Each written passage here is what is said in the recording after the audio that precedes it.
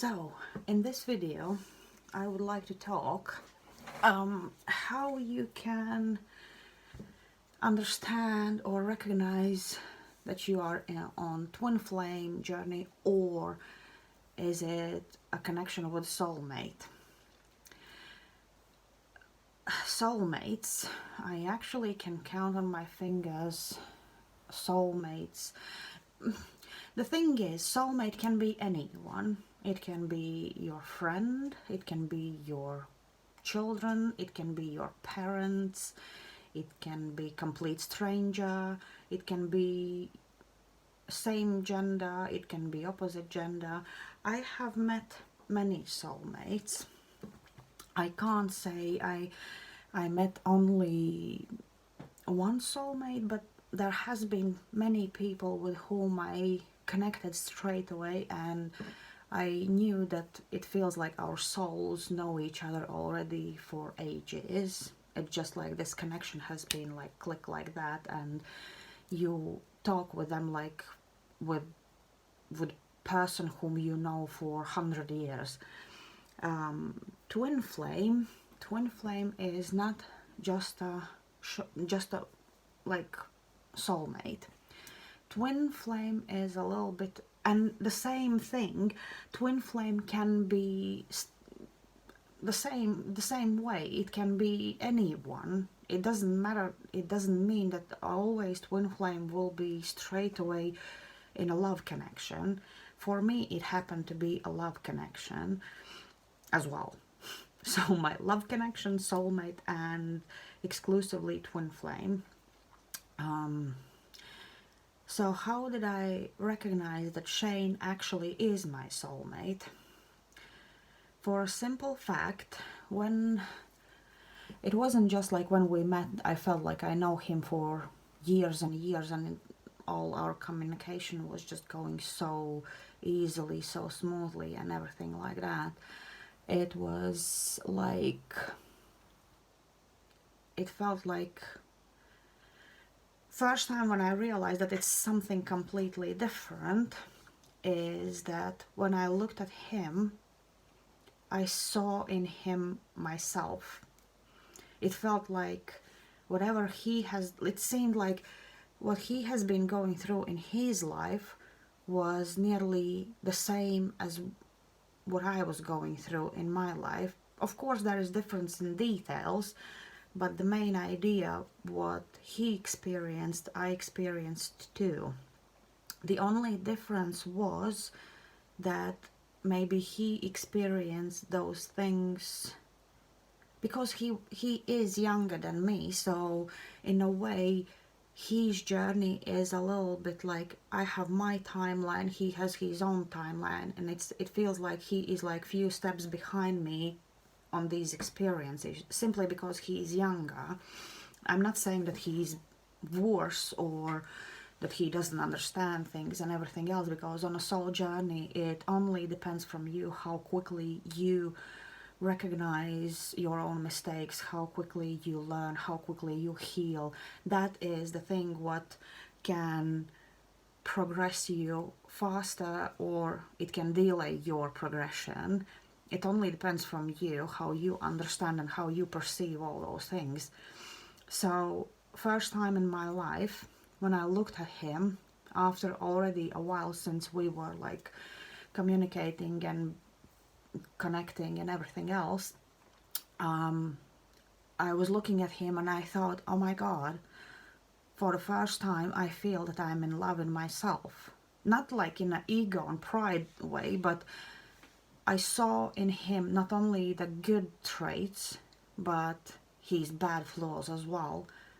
And these bad flaws quite often were really the same as mine. Insecurity, feeling not good enough, like little traits what we all go through, most of us. I'm not saying everyone, but most of us, like lack of self-love because we think we are not good enough. But when I was looking at him with all his good qualities and all his flaws, I was looking at him and I thought, it feels like I'm in love with myself at the moment. And so this is so called when you see that your person is literally doing or experiencing everything the same, like nearly one to one, apart from small details, how it happens and everything else. That seems like a mirroring. That's why they say they mirror you. They mirror your energy. They mirror your experiences and everything else. So that's when I found out about twin flames. That's when I was looking back, and that made me understand why I felt back then the way I felt, and it explained a lot of things to me. That's how I recognized that it's actually a twin flame connection rather than just a soulmate connection. Other things what twin flame journey gives you, if you are willing to work, you are willing to learn how to love yourself, how to improve yourself, how to become even better. Even if you have been really nice person all your life, but that makes you that other person, what is the other thing of being in twin flame journey, that person triggers like everything in you. It triggers you so badly that you suddenly see things in yourself what you never discovered before. It's like there is like deep things are coming up what you never even thought that you have somewhere deep inside you. And journey is to heal those issues, to learn how to change those issues, how to become better. And that's what you do. Besides, in this journey, the best part, what happened with me, not just only I started to value myself, I started to see worth in myself. Therefore, it has been really hard to find a partner for myself still. And when everyone is asking me how so beautiful and great person like you is still single, I said that's my choice. I'm not and that's not on like prideful or egoistical way. It's just I can't see myself settling down for less than I deserve. And that's not like in a prideful way. I mean, how am I supposed to just settle down with someone in relationships if they, like for instance, they are not spiritual at all? For me, it's a big part of my life.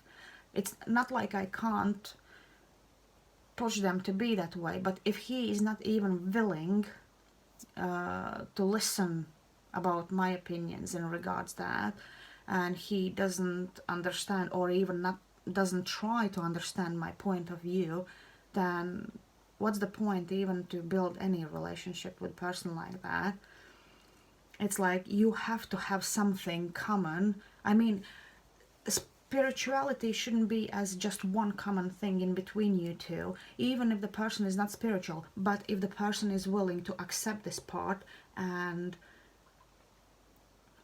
be at least interested in what I have to say regarding that, then it's different case scenario. That's where you can start to look, oh, maybe it is worth to even try. Maybe we can be even soulmates, just like high level soulmates or things like that. But that's why I'm single. It's my choice. And everyone is thinking how you can live like that. It's probably really hard without anyone. No, it's not.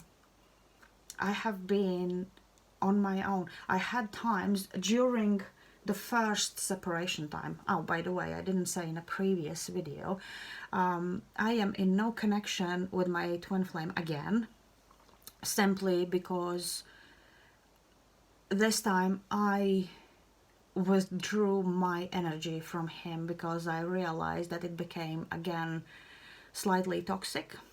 and I needed to get rid of that. While I was doing that, he got into another relationships, and actually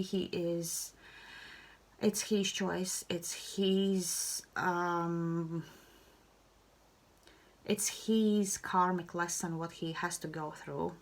So I'm not going to tell him that he did wrong or right. He will gonna experience everything himself, and that's how he will gonna learn his lessons. It's none of my business really in this case. So yeah, so what was the point? The point was, when I was first time in separation with him, and no communication, no contact, no nothing, there was like, during that first year, there was a really harsh time, because there was like so-called friend in my life who turned out really toxic person. Luckily, I'm not really communicating and talking with her too much, like already for a year or more, even more than a year, probably most like 2-3 years. We are not really communicating that much, just like randomly if we accidentally meet each other or whatever else, but not like it was before. She was like quite often involved in my life, and then when I needed her the most, by whichever excuse, she just were not there for me. And that was the time I was in really dark place back then, really dark place. And you know how it is, you feel the darkest when you are left alone with your thoughts late at the night. Children are sleeping, and suddenly you find yourself, you're completely alone, and you realize you don't have anyone with whom to talk. My mom is the one with whom I talk about everything, but since I moved to UK, I learned not to tell her too much about my problems, or that they were not even problems, I mean like about my heartaches and things like that, because I know she is far away and she's really taking close to the heart everything if something goes wrong with me or something is hard for me, so she can't sleep even at the night. So I learned not to tell her all those things until they don't resolve, or until I'm not ready to talk about it as like a past issue, what it doesn't bother me anymore. So I had no friends on that moment with whom I could talk late night. My friends back in my country, the time zone is so different, and again the same thing, I just didn't want to bother them because they have their own families and they have their own work and things to deal with. It's so it's just like, out of respect to them, I just didn't want to put on them my own issues, what could quite often that could be resolved in few days. And then in the end they would ask me, so how are you? And I'm fine now, like, and then they will be left like, why don't you even, like, if it wasn't that big deal, you could have just keep it to yourself, or and I don't mean that in a bad way. We all have like big things, small things. When we are teenagers, we go to our best friends with everything, and because everything seems a big issue. But when you grow up, you start to sort out what is really so important with what to bother somebody else, and with what you can deal on your own. At least that's how I learned back then in my darkest place. During daytime, I had Susie.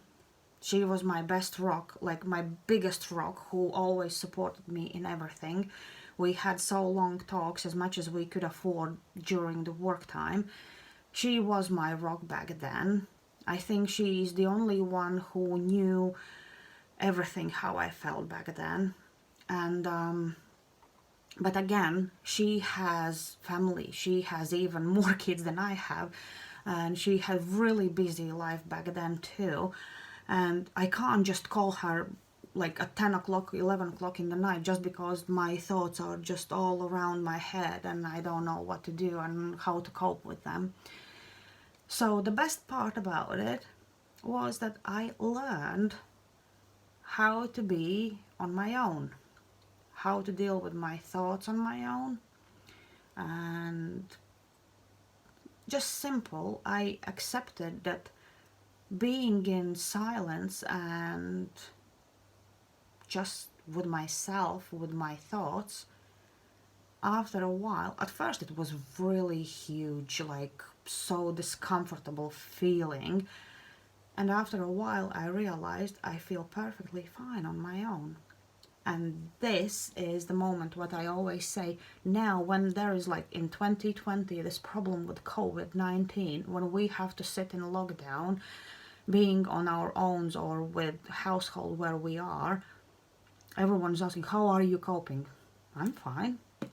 All my life has been like that, because after you start to value yourself and love yourself so much, you don't feel like being on your own is such a big issue.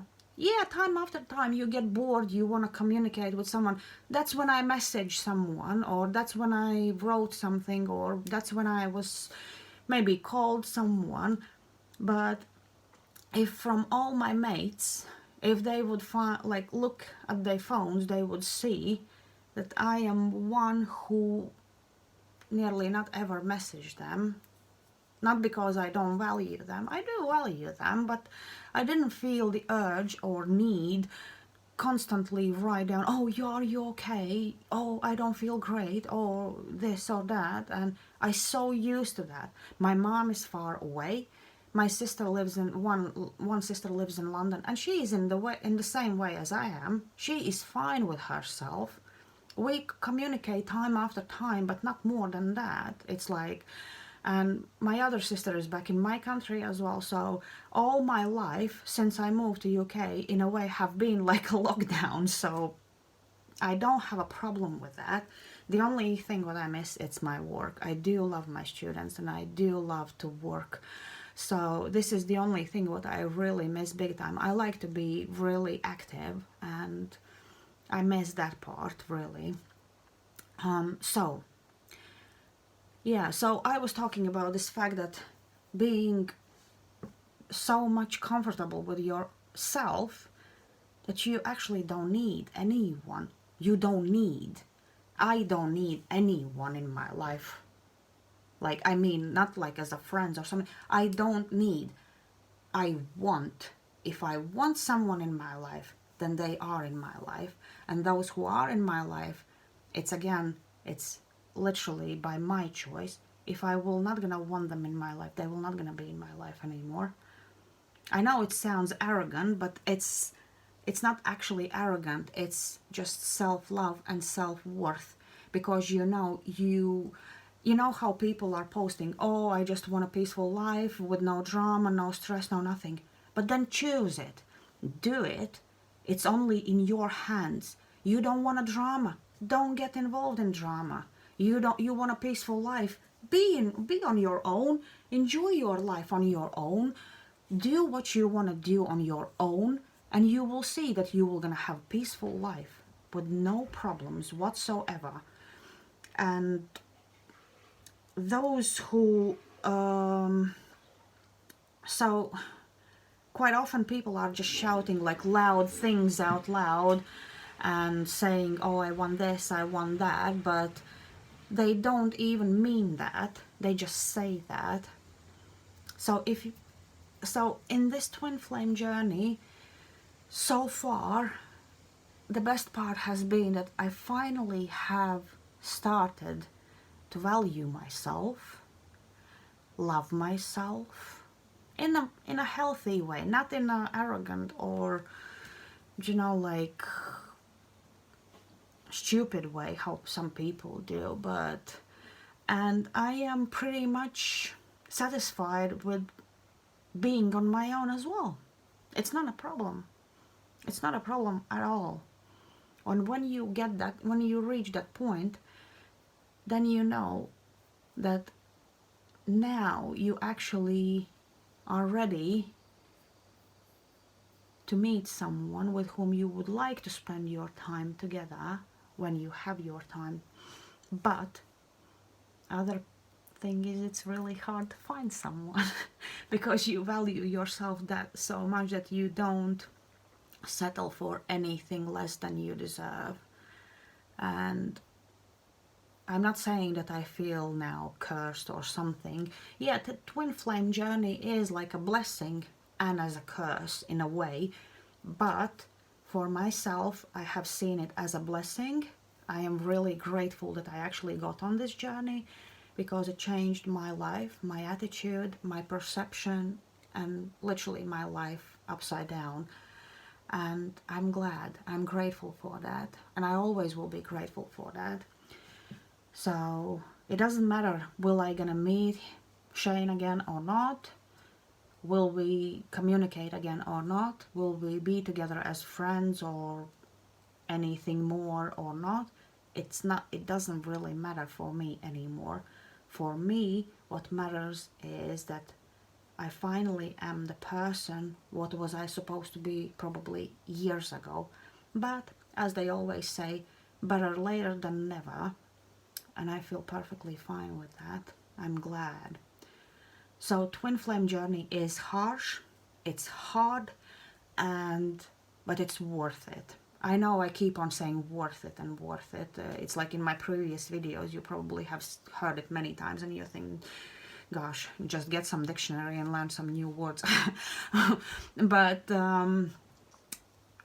soulmate journey can differ a little bit, because soulmate journey, it can be, how they say, a lesson, a blessing, or something else, because quite often soulmate journeys become as our karmic lessons, and I will gonna talk about karma and karmic lessons in another video, simply because I can see that people misunderstand conception about karma too, and you only can realize that after years and years, or like I have nearly 2 years just going through many different, like listening many, spiritual teachers and those who have been going through that. That's when you start to realize what is actually karma, what is actually soulmates, what is actually twin flames.